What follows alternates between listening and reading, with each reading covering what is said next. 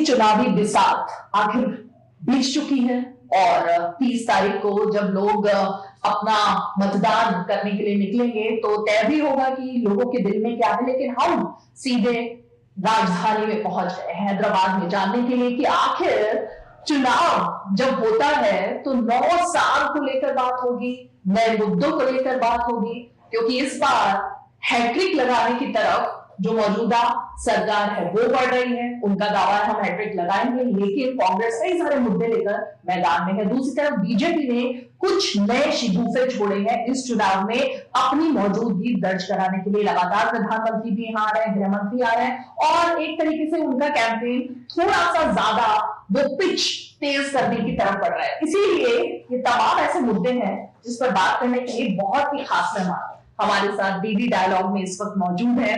पहले तो मैं परिचय करा देती हूँ, क्योंकि जब भी हम तेलंगाना की आवाज को दिल्ली में सुनते हैं कि आखिर यहाँ के मुद्दे क्या है, सरकार की योजना क्या है, तो वो एक आवाज संसद में पहले सुनाई देती थी और अब लगातार, चाहे वो महिला आरक्षण का बिल हो या फिर की तमाम मुद्दे हो, उन सब पर भी बेबाकी से उन्होंने अपनी आवाज को बुलंद किया है। जी हाँ, हमारे साथ के कविता जी मौजूद हैं, जो कि मुख्यमंत्री केसीआर की सुपुत्री भी हैं, लेकिन इसके अलावा इनकी अपनी पहचान है क्योंकि ये सांसद भी रह चुकी हैं और इस वक्त एमएलसी हैं। और तमाम हम देख रहे हैं कि अपने हेक्टिक शेड्यूल से आज इन्होंने हमसे बात करने के लिए समय निकाला। बहुत बहुत शुक्रिया कविता जी। सबसे पहला सवाल मैं शुरुआत इसी से करना चाहूंगी, हैट्रिक लगाने की तरफ क्या आपकी सरकार बढ़ रही है, और अगर आप आश्वस्त हैं तो उसके पीछे क्या वजह है? जी, पहले तो बहुत बहुत शुक्रिया आपको समय लेके यहाँ आने का। और हैदराबाद और तेलंगाना में जिस तरीके से बीआरएस ने काम किया है, लोगों के बीच में हमेशा रह के काम किया है, और जिस तरीके से हर एक गरीब तबके के आदमी और औरत के बारे में सोच के काम किए हैं, बच्चों के लिए जो काम हमने किया है, एजुकेशन में जो काम हमने किया है, छोटे छोटे गरीब परिवारों के बारे में सोच के उनके लिए सेपरेट जो स्कीम बनाए हैं, एटलीस्ट 250 डिफरेंट स्कीम्स हमने बनाया है। और अक्सर ये होता है कि सरकारें स्कीम तो बनाती है लेकिन इम्प्लीमेंटेशन उनका सही ढंग से नहीं होता है।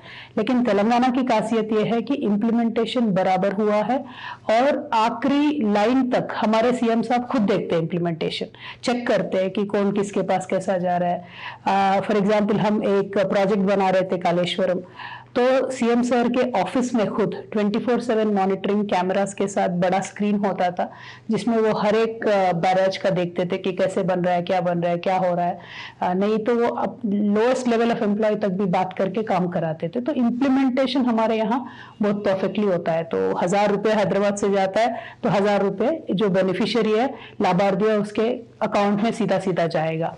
तो we have rooted out corruption, we have rooted out middleman. हमने ये इंश्योर किया है कि जो हैदराबाद से जाएगा लाभार्थी को सीधा जाएगा। तो उसकी वजह से लोगों में बहुत प्यार है, लोगों में बहुत ही विश्वास है केसीआर सर के प्रति। तो इसीलिए हम मान के चल रहे हैं कि हैट्रिक पक्की है और साउथ इंडिया में ये रिकॉर्ड होगा। वो आप आगे देखेंगे December 3 के बाद। कविता जी, मैं दूसरे मुद्दे पर आगे बढ़ूं, लेकिन क्योंकि आपने खुद ही कालेश्वरम का मुद्दा अभी उठा दिया है, इसको लेकर बीजेपी हो चाहे राहुल गांधी हो, दोनों ही कह रहे। बीजेपी ने तो ये तक कह दिया है कि अगर हम सत्ता में आते हैं तो हम एक पूरी जांच समिति बनाएंगे, एसआईटी का गठन करेंगे, उस पर भ्रष्टाचार के राहुल गांधी कह रहे हैं कि ऐसे ऐसे आरोप हैं जो इससे पहले कभी नहीं लगे।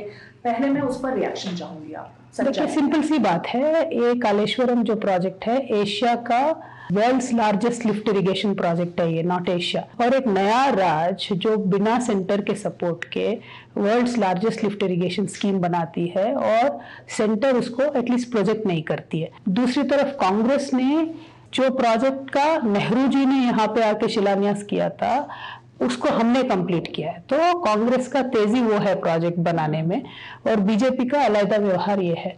तो बीआरएस पार्टी जिस तरीके से 80,000 करोड़ में एक वर्ल्ड्स लार्जेस्ट लिफ्ट इरिगेशन बनाती है और 73 लाख एकर्स को पानी दे सकती है, तो ये देख के दोनों पार्टियों में तो इतना डर है कि किसान उनके साथ हमेशा नहीं रहेंगे, सिर्फ बीआरएस के साथ रहेंगे, तो कुछ ना कुछ कहने का कोशिश कर रहे हैं। ये बताइए रीमा जी, 80,000 करोड़ प्रोजेक्ट में 1 लाख करोड़ का कैसे करप्शन हो सकता है? पहली तो बात ये, अगर इसमें 1 लाख करोड़ का करप्शन हुआ है तो 73 लाख एकड़ में पानी कैसा जा रहा है? पहले 75 इयर्स ऑफ इंडिपेंडेंस में जिस खेत में पानी नहीं गया था टेल एंड में, आज वहां तक जाता है। तीसरी एक छोटी सी टेक्निकल प्रॉब्लम आई है कालेश्वरम में, वो सिर्फ एक बराज में, कालेश्वरम में कई सारे लिफ्ट है, कई सारे बराज से, एक बराज में, तो ये पूरा बात का बतंगड़ बना के सडनली सेंट्रल से वाटर कमीशन वाले आते हैं, 3 दिन में रिपोर्ट दे देते हैं। हालांकि पहले जब भी कालेश्वरम का परमिशन रोका गया ग्रीन ट्रिब्यूनल, ये कांग्रेस वाले ही केस डाल के रोकते थे, तब तो सेंट्रल गवर्नमेंट 2-2, 3-3 महीने लेती थी रिपोर्ट देने में। लेकिन अब क्योंकि चुनाव है, 2 दिन में उन्होंने रिपोर्ट दे दिया। कैसे दे सकते हो 2 दिन में आप किसी इतना बड़ा प्रोजेक्ट के बारे में रिपोर्ट? तो हमें लगता है कि ये एक साजिश है कांग्रेस बीजेपी का, बीआरएस को हराने के लिए, बीआरएस को बदनाम करने के लिए, केसीआर साहब को बदनाम करने के लिए। लेकिन लोग भी जानते हैं ये सच नहीं है, क्योंकि करप्शन हुआ होता तो हर खेत में पानी नहीं आता, करप्शन हुआ होता तो ये वर्ल्ड का लार्जेस्ट लिफ्ट इरिगेशन स्कीम इतने कम समय में ना बनता। कविता जी, इतना बड़ा आरोप नरेंद्र मोदी जब यहाँ पहुंचते हैं, प्रधानमंत्री अमित शाह, जेपी नड्डा, उन्होंने तो ये डिक्लेयर कर दिया कि अगर सबसे ज्यादा कोई भ्रष्ट पार्टी है, अब तक ये टैगलाइन कांग्रेस के लिए होती थी, 2014 में कांग्रेस के खिलाफ इसी को मुद्दा बनाया था, भ्रष्टाचार को। उनका कहना है कि देश में इस वक्त अगर सबसे ज्यादा भ्रष्ट कोई पार्टी है तो वो आपकी पार्टी है।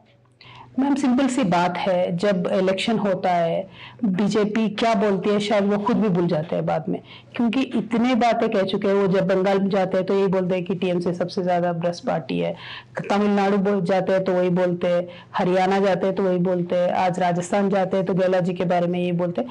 तो इनका एक बना बनाया सिस्टम है जो वो जाके हर एक पार्टी को ब्रांड करेंगे करप्ट है, हर एक पार्टी को ब्रांड करेंगे परिवारवाद है, हर एक पार्टी को ब्रांड करेंगे कुछ और है। लेकिन ये ब्रांडिंग वाली गेम, एजेंसीज यूज करके डिफरेंट लीडर्स को बदनाम करने वाली गेम लोगों के समझ में आ गया है, तो अभी कोई सीरियसली नहीं लेता है। दूसरी बात, अगर करप्शन हमने किया है तो प्रूफ तो दिखाओ, आप खुद सरकार में हो, प्रूफ दिखाओ, कुछ करो इसके बारे में, क्योंकि ऐसे झूठे आरोप लगाने से लोगों को केसीआर साहब से अलग नहीं कर सकते। कविता जी, क्योंकि आज की ही ये डेवलपमेंट है सबसे बड़ी कि नेशनल हेराल्ड के केस में, क्योंकि ईडी इस चुनाव में एक बड़ा मुद्दा है, विपक्ष कह रहे हैं कि ईडी जो है वो वहीं जा रही है जहां पर कि ऐसा होता है जहां ऑपोजिशन है। आपको क्या लगता है कि मतलब अगर भ्रष्टाचार के खिलाफ जांच की जाए तो क्या उसमें ये देखा जाए कि मतलब पार्टी ऑपोजिशन वाली है या नहीं है, या फिर कि कुछ और इसके पीछे संदेह है?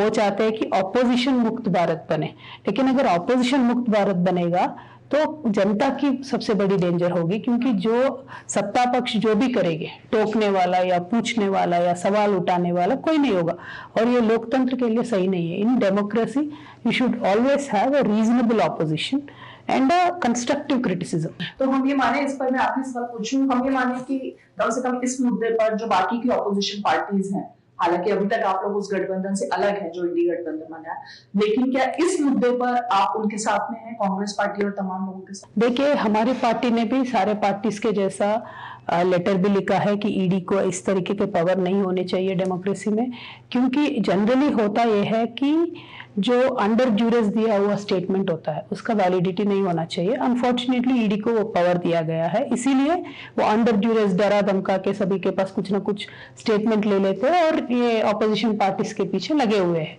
तो that power should not be given, ये सारे विपक्षी दल चाहते हैं और उसके सपोर्ट में हमने भी लेटर दिया है। लेकिन हम आईएनडीए गठबंधन में नहीं है। पर्सनली मैं ये मानती हूँ, मेरा पर्सनल ओपिनियन है कि आईएनडीए गठबंधन टिकने वाली नहीं है। ये 5 राज्यों के जब इलेक्शन हो जाएंगे तो वो गठबंधन नहीं रहेगा, इसीलिए we need a third alternative national party. That is why BRS is trying to tomorrow spread across. देखिए मैम, कांग्रेस सीधा सीधा आम आदमी पार्टी से 2 राज्यों में लड़ती है, दिल्ली में और पंजाब में, फिर ये गठबंधन में रहते हैं। अब टीएमसी है, सीपीआई सीपीएम के तो इनके कार्यकर्ता एक दूसरे के गले पकड़ते हैं, खून भी कर लेते हैं। अब ये दोनों गठबंधन में हैं, और कांग्रेस और सीपीआई दोनों केरला में लड़ते हैं, अब ये भी गठबंधन में है। तो ये जो कंफ्यूजिंग सिचुएशन है अभी देखने के लिए अच्छा लगेगा, लेकिन कल सीट शेयरिंग की जब बात आएगी, जब समय किसी का पॉलिटिकल करियर के बारे में होगा, तब कोई नहीं मानेंगे। कौन मानेगा? सीपीआई कम सीट क्यों लेगा केरला में, कांग्रेस को ज्यादा सीट कौन देगा? ऑलरेडी अखिलेश जी ने तो शुरू कर दिया कि आपके चिरकुट नेताओं के साथ हमें ये वो मत कहलाओ टाइप्स।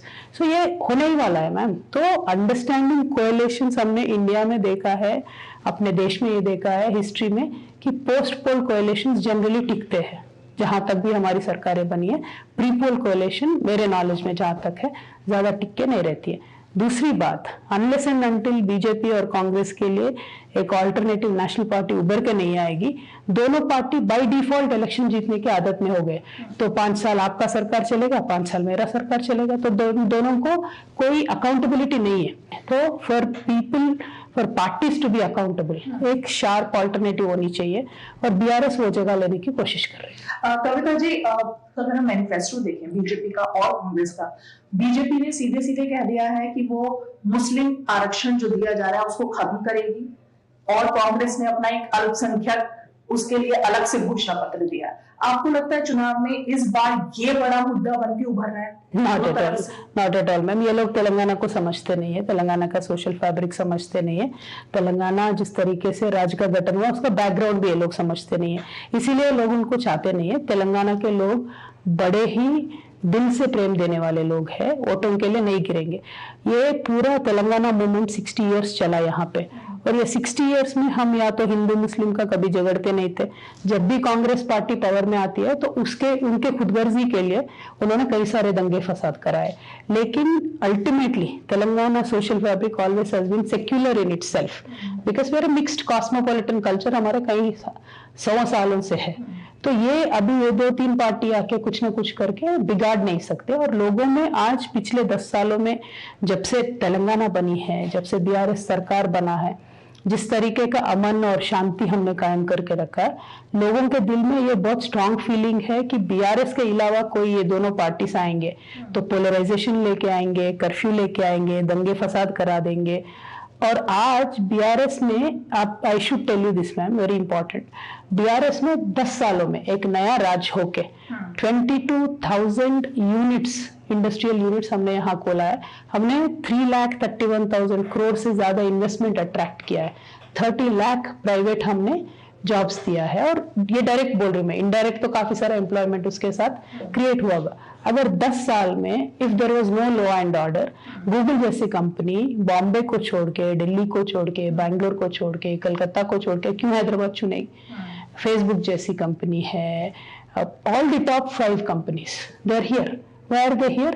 Because यहाँ इंफ्रास्ट्रक्चर अच्छा है, 24 आवर्स पावर है, कोई प्रॉब्लम नहीं होती है, कभी पावर कट नहीं होता है, 24 hours industrial grade water supply हमने तय करके रखा है, और लैंड हम देते हैं तो कोई इसके आजू बाजू डिफिकल्टी नहीं होती है, डिस्प्यूट नहीं होती है, they can come set up the company within 15 days. So ये हमने अच्छे से स्ट्रीमलाइन किया, बहुत ही मेहनत के साथ, बहुत ही शिद्दत के साथ हमने काम किया, क्योंकि ये पैशनेटली बनाया हुआ स्टेट है, लड़के लिया हुआ स्टेट है। तो हमारे लिए election is a part of the process, but overall goal is we need to work for the next generation, that is what we are doing. But these parties don't understand that logic. तो ये क्या कर रहे हैं अभी कांग्रेस, जो हमारे 10 साल के स्कीम्स है उसको ही कॉपी करके हम 1 रुपया 1000 ज्यादा दे देंगे, हम 2000 ज्यादा दे देंगे। उससे पैसे देने से कुछ नहीं होता है, उसका इम्प्लीमेंटेशन कैसे हो रहा है। कांग्रेस के जमाने में 200 रुपए का पेंशन देते थे, गाँव में 10 लोगों को देते थे। अगर कोई कह रहा 11th person will go and ask them, और सीधा सीधा कहते थे ये 10 लोगों से कोई मर जाएगा तो आपको दे देंगे पेंशन। तो इतना रूड उनका बिहेवियर था, उतना क्रूड उनका गवर्नेंस था, ये लोग भूले नहीं मैम अभी तक। और जितने हमारे फार्मर्स मरे हैं कांग्रेस के जमाने में, ये सारे ही लोग करंट ना होने की वजह से, आधी रात को जो आने वाली बिजली की वजह से, आधी रात को खेत जाने से जो प्रॉब्लम्स होती है, स्नेक बाइट होता है, शॉक लग जाता है, उसके वजह से बहुत सारे फार्मर्स का माउथ हो गया था। तो ये सारे लोग याद रखे हैं, तेलंगाना लोग भूले नहीं है अभी तक। लेकिन कविता जी, क्योंकि उनका कहना है कि एक तो ये आरक्षण जो दिया गया ये असंवैधानिक था, दूसरी तरफ समान नागरिक संहिता लागू करने को लेकर भी उन्होंने प्रॉमिस कर दिया है अपने संकल्प पत्र में। तीसरी बात की अगर हम आते हैं तो पिछड़े वर्ग का मुख्यमंत्री, क्योंकि उनका कहना है कि जब आप लोग भी सत्ता में आ रहे थे तो आपने प्रॉमिस तो ये किया था, लेकिन फाइनली आपके परिवार के लोग ही सत्ता में काबिज रहे। मैम ये गलत फहमी स्प्रेड कर रहे हैं बीजेपी वाले। 2014 में जब हम कांग्रेस के साथ जाने के, गठबंधन में जाने का एक बात चल रहा था पहले बार।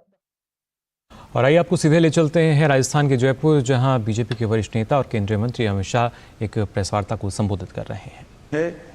उसमें आज सबसे कम डिमांड अगर है तो लाल कलर की डायरी की डिमांड है, क्योंकि सबको डर है कि मैं शुभकामनाओं के लिए लाल डायरी दूंगा तो वो भ्रष्टाचार का प्रतीक न माना जाए। कई सारे गबन के मामले, यहाँ तक कि सचिवालय में 2,35,00,000 और 1 किलो सोना। पूरे आजाद भारत के इतिहास में ऐसा कभी नहीं हुआ कि मंत्रालय की अलमारी से 2,35,00,000 कैश और 1 किलो सोना मिल जाए। मगर गहलोत साहब का रिएक्शन मैंने देखा था उस दिन, कोई उनके चेहरे पर कोई सिनक नहीं बदली थी, आराम से वो जवाब दे रहे थे। मैंने भ्रष्टाचार के प्रति इतना ठंडा रुख किसी का नहीं देखा है। कोई महंत को अवैध खनन रोकने के लिए आत्मदाह करना पड़ता है, मगर आज भी वो क्षेत्र के अंदर अवैध खनन खुले आम चल रहा है। मित्रों, कई सारे जल जीवन विभाग, मिशन खनन विभाग, उदय सागर झील, प्रतापगढ़ की मार्बल की खान, काली सिंह डैम, गरीबों के राशन के अंदर घपला, ढेर सारे घपले घोटाले के मामले सामने आए हैं। किसानों का हाल भी बेहाल है। 10 दिन में किसानों का कर्ज माफ करने का वादा कर कर आई हुई गहलोत सरकार 5% किसानों का कर्ज भी 5 साल में माफ नहीं कर पाई। लगभग 19,000 से ज्यादा किसानों की भूमि को नीलाम कर दिया है और दर्जनों किसान आत्महत्या कर चुके हैं। पूरे किसान गहलोत सरकार के खिलाफ लामबंद होकर भारतीय जनता पार्टी के साथ खड़े रहते हुए हमने देखा है। भर्तियों में पेपर लीक के मामले एक प्रकार से सारे रिकॉर्ड तोड़ गए। पूरे देश भर में 15 से ज्यादा, 3 साल में 15 से ज्यादा पेपर लीक के मामले कहीं नहीं देखे गए। 40 लाख से ज्यादा अभ्यर्थी युवा जिस भर्ती की परीक्षा में बैठने वाले थे, जिन्होंने ट्यूशनों के पैसे लगाए हैं, जिन्होंने दिन रात एक कर कर तैयारी की है, उनके भविष्य को बर्बाद करने का काम अशोक गहलोत सरकार ने किया है। और दूसरी ओर ये सभी मामलों के बाद भी उन्होंने एक भी जगह परिणामदायी जांच कर कर नसीहत करने का काम नहीं किया है। मित्रों, राजस्थान में चाहे युवा हो, चाहे किसान हो, चाहे महिला हो, चाहे दलित हो, चाहे धार्मिक नेता हो, धार्मिक गुरु हो, सभी लोग इस सरकार के से त्रस्त हैं। मैं तो अमित शाह प्रेस वार्ता को संबोधित कर रहे थे। उन्होंने कहा कि राजस्थान में जो वर्तमान सरकार है उससे हर वर्ग परेशान है, फिर चाहे युवाओं की बात की जाए, किसानों की बात करें, महिलाओं की बात तक की जाए, हर एक क्षेत्र में कहीं ना कहीं जो राजस्थान सरकार है उससे लोग अब परेशान हो चुके हैं। और आइए अब एक बार फिर आपको दिखाते हैं डीडी कॉन्क्लेव। आएंगे, लेकिन अल्टीमेटली डिसाइड ये हुआ कि केसीआर सर के सदारत में चलनी चाहिए स्टेट। तो हम जब इंडिपेंडेंटली फिर इलेक्शन जाने का फैसला लिया था, पहले तो कांग्रेस और बीआरएस का मर्जर का डिस्कशन हुआ था जब दलित सीएम की बात हो रही थी। फिर जब इंडिपेंडेंटली बीआरएस ने इलेक्शन में गया था तो तभी वी हैव डिक्लेयर्ड कि our CM candidate is KCR. तो 2014 में जब हमने कह के गया इलेक्शन को कि सीएम कैंडिडेट केसीआर है, लोगों ने मैंडेट दिया है, तो वो बात वही खत्म हो गई। दूसरी बार भी हमने यही कहा था कि KCR sir is our CM, people give the mandate again. तीसरी बार भी हम यही कह रहे हैं कि KCR is our candidate, CM candidate, हमें मैंडेट फिर मिलेगा, ये हमारा विश्वास है। और उस टाइम पे वो डिसीजन जो लिया गया था वो सिर्फ बीआरएस पार्टी का नहीं था, तेलंगाना के इंटेलेक्चुअल्स, तेलंगाना के स्टूडेंट्स, तेलंगाना के जितने भी एजिटेशन में पार्टिसिपेट किए हुए लोगों ने हमें एक तरीके से फोर्स किया था कि आप क्यों कांग्रेस में जाके मर्ज हो रहे हो, हमारी एक ही आवाज है, इसको क्यों दबा रहे हो, आप इंडिपेंडेंट लड़ो और हम आपके साथ है। इसीलिए हमने इंडिपेंडेंट लड़ा और उसी समय ये डिसीजन लिया गया था कि KCR should lead the state, क्योंकि इन्होंने आंदोलन किया, इनको जानकारी है। तो आई एम नॉट सेइंग कि रिप्रेजेंटेशन हमने दिया नहीं, हमने दलित डिप्यूटी सीएम, दलित minority deputy CM for the first time in the country Telangana ने बनाया था और उनको होम मिनिस्टर का हमने पद दिया था। कोई स्टेट ने अभी तक माइनॉरिटी को होम मिनिस्टर का कभी भी नहीं दिया। सेकेंड टाइम से for the same person we gave revenue minister for the minority. So हम रेस्पेक्ट करते हैं सभी को एक तरीके से, और अभी बीजेपी आके बोल रही है कि हम बीसी को सीएम बनाएंगे। मैडम एक फैक्ट आपको बताती हूँ, लास्ट इलेक्शन में बीजेपी का 105 सीट्स में जमानत जब्त हो गया है।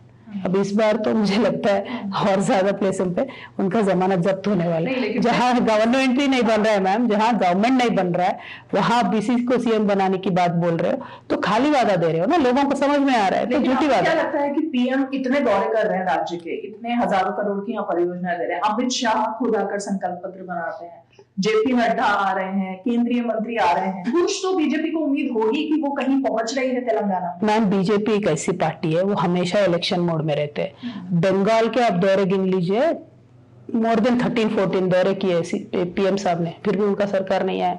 कर्नाटका में कितने दौरे किए आप गिन लीजिए, more than 15 I think 17 rallies of PM and 23 rallies of Amit Shah in Karnataka. Government नहीं बना पाए वो। तमिलनाडु में भी उन्होंने बहुत दौरे किए, नहीं बना सरकार। जब जनता के मत आपके साथ नहीं है, आप कितने भी चक्कर काट लो कुछ नहीं होने वाला। यहाँ जनता की मत केसीआर के साथ है, क्योंकि केसीआर ने जो वादे किए थे वो निभाया उन्होंने, और जो नहीं भी कर पाए वो ओपनली बोलते हैं कि बॉस ये मेरे से नहीं हुआ है लेकिन मैं करूंगा, कोशिश तो करते रहूंगा। तो केसीआर के पास सबसे बड़ा स्ट्रेंथ ये है मैम कि हम जुमला नहीं देते, खाली वादे नहीं देते, काली नारे नहीं लगाते, झूठ नहीं बोलते अपने जनता के साथ, हम सीधा सीधा बोलते। इस बार भी हम क्या बोल रहे हैं, हम पेंशन 2000 से 5000 करेंगे, लेकिन कैसे करेंगे, जीतते ही 3000 करेंगे, but we will increase it 500 every year. So see, we understand the finances of the state, we understand the position of the state, and that is why we promise with a great responsibility, क्योंकि हमें निभाना है। अब जो इनको निभाना नहीं होता है तो वो तो कुछ भी बोलेगा ना। So that is the issue, that is why BJP Congress is not trusted by the people of Telangana. Ma'am इस चुनाव में थोड़ा सा कंफ्यूजन भी दिखाई दे रहा है। कैंपेन के दौरान हर कोई दूसरी पार्टी को बी टीम राहुल गांधी कह रहे हैं कि आपका पैक्ट हो चुका है बीजेपी के साथ, बीजेपी कह रही है कि आपका उनके साथ पैक्ट हो चुका है, उधर वो वैसे ही कह रहे हैं कि पता नहीं किसका किसके साथ क्या तालमेल है। तो सच्चाई है क्या, कौन किसके साथ जा रहा है? हमारा तो तेलंगाना के लोगों के साथ बहुत इंटरेस्टिंग पैक्ट है मैम, और इसके अलावा किसी से नहीं है। ओवैसी जी हमारे फ्रेंडली पार्टी है, पिछले 2 इलेक्शन में भी थे, अभी भी फ्रेंडली पार्टी है। बाकी किसी पार्टी से हमारा कुछ लेना देना नहीं है। बीजेपी का और हमारा डीएनए भी मैच नहीं होता है, तो उनके साथ तो हमारा कुछ लेना देना नहीं है। और कांग्रेस तो सीधा सीधा हमारा राइवल है इस इलेक्शन में, और बिल्कुल ही एक डिस्टेंट राइवल है, बट मेन राइवल वही है। लेकिन आपको नहीं लगता कि दोनों के जो इश्यूज हैं, राहुल गांधी भी परिवारवाद का मुद्दा उठा रहे हैं और बीजेपी भी परिवारवाद का मुद्दा उठा रही है, राहुल गांधी भी भ्रष्टाचार का मुद्दा उठा रहे हैं, बीजेपी भी वही मुद्दा, कांग्रेस और बीजेपी के मुद्दे लगभग आप पर अटैक करने के लिए सेम से हो गए। इसीलिए हमें लगता है मैम उन दोनों का पैक्ट है, क्योंकि जनरली आप देखिए कभी भी बीजेपी और कांग्रेस इस देश में थर्ड पार्टी जो भी स्ट्रांग हो रहा है, जो भी स्ट्रेंथ गेन कर रहे हैं, कभी भी उनको आने नहीं देते। तो बीआरएस से उनके बहुत इम्पॉर्टेंट और सीरियस राइवलरी ये है कि BRS wants to spread out of Telangana, तो वो दोनों पार्टी नहीं चाहते। दूसरी बात ये है उनका बहुत कोऑर्डिनेशन में यहाँ काम चल रहा है, हर एक टिकट के इश्यू में, हर एक सीट के इश्यू में। जहाँ बीजेपी वीक है, कांग्रेस अच्छा कैंडिडेट फील्ड करती है, तो आपस में उन दोनों का सीरियस अंडरस्टैंडिंग है, और ये यहाँ के हर एक सेक्शन के पर्सन ने समझ लिया है। और दूसरी तो बात यह है, अगर राहुल गांधी जी अपने माता जी को, सोनिया जी को बगल में रख के, अपने बहन प्रियंका जी को बगल में रख के हमें कह रहे हैं कि परिवारवाद है, इससे बड़ा जोक तो कुछ नहीं है ना मैम। उनके तो मोतीलाल नेहरू जी से, राजीव गांधी जी से, संजय गांधी जी से, सोनिया गांधी जी से, राहुल जी के, प्रियंका जी, ये तो पुश्तियों भर चलाते रहे, और ये दूसरे लोगों को परिवारवाद कैसे कह सकते हैं? पहली। दूसरा, हमारा परिवार पूरा का पूरा काम करके लड़ के लोगों के साथ आए हैं, और वो भी उस समय में हमने लड़ा जब हमें कुछ भी नहीं मालूम था कि राज बनेगा नहीं बनेगा। It was all our hard work and effort along with the people of Telangana, not only us. So we fought for the state and automatically we came into politics. लेकिन प्रियंका गांधी तो कह रही है कि सब कुछ इंदिरा गांधी ने ही तेलंगाना के लिए किया। मैम मैं ये भी याद दिलाना चाहती हूँ, नेहरू जी ने तेलंगाना के लोगों के मंशा के खिलाफ तेलंगाना को ले जाके आंध्रा में मर्जर किया है। इंदिरा जी ने, हमने जब तेलंगाना को अलग करने के लिए पूछा, हमारे तेलंगाना के 369 बच्चों को फायरिंग में उन्होंने मार दिया है। चिदम्बरम जी ने माफी मांगी? नहीं, उसके लिए नहीं माफी मांगा है, उन्होंने कहा है नया मूवमेंट के लिए माफी मांगा, ये 2001 के मूवमेंट के लिए। उसके बाद राजीव गांधी जी ने लगातार हमारे चीफ मिनिस्टर्स के इंसल्ट किए। फिर बाद में सोनिया मैडम का जब राज आया तेलंगाना, उन्होंने अनाउंस किया बट विद इन 12 डेज वापस उन्होंने ले लिया। इसके बाद तेलंगाना के 100 बच्चों का सुसाइड हुआ, अलग अलग तरीके से उनका डेथ हुआ अनफॉर्चुनेटली। और जितने भी इन्होंने हमारे तेलंगाना में खून बहाया, हम नहीं भूलेंगे मैम, इतना जल्दी नहीं भूलेंगे। और एक माफी, देखिए माफी चिदम्बरम जी क्यों मांग रहे हैं, माफी सोनिया जी क्यों नहीं मांग सकती, माफी राहुल जी क्यों नहीं मांग सकते, माफी प्रियंका जी क्यों नहीं मांग सकती है, ये भी इंपॉर्टेंट इश्यू है ना। तो अब जब अनाउंसमेंट करोगे, गारंटीज दोगे तो गांधी परिवार आएगी, नहीं तो कोई दरबारी आके कुछ भी बोल जाएगा, ऐसा तो नहीं होगा ना मैम। रेस्पॉन्सिबिलिटी उन्हें लेनी चाहिए। तो आपका मानना है कि कोई एंटी इनकम्बेंसी नहीं है, क्योंकि जो रिपोर्ट्स दिल्ली तक पहुंच रही थी और जो यहाँ से भी निकल कर आई, विधायकों के हमेशा इतने साल हो गए हैं टिकट काटे जाते हैं, लेकिन आपकी पार्टी ने 95% को रिपीट कर दिया। तो इसके पीछे कहीं ना कहीं ये चुनौती लग रही है, या आपको लग रहा है इतना ज्यादा आत्मविश्वास है कि सब जीत कर आएंगे? मैम, हमने इतने स्कीम बनाए थे कि हमारे विधायकों को हमेशा जनता के बीच में रहना पड़ा, और इस स्कीम्स की वजह से उनको लोगों का बहुत प्यार भी मिला, अटैचमेंट भी मिला, connecting with the people, that is more important, वो भी मिला है। तो ये अक्सर पॉलिटिकल पार्टीज को, विधायकों को ये मौके नहीं मिलते, क्योंकि इतना सारा स्कीम कोई देता नहीं है सरकार। तो हमारे लीडर का जो विजन है, आपको सिंपल एक एग्जाम्पल देती हूँ। एक आई टेस्टिंग का, ब्लाइंडनेस रिमूवल प्रोग्राम का हमने लिया है। फ्री आई टेस्टिंग हमने तेलंगाना के सारे ही लोगों का किया है, और मोर देन 1 करोड़ स्पेक्टिकल्स हमने फ्रीली डिस्ट्रीब्यूट किया है। I think more than 10 lakh हमने आई ऑपरेशंस भी कराए।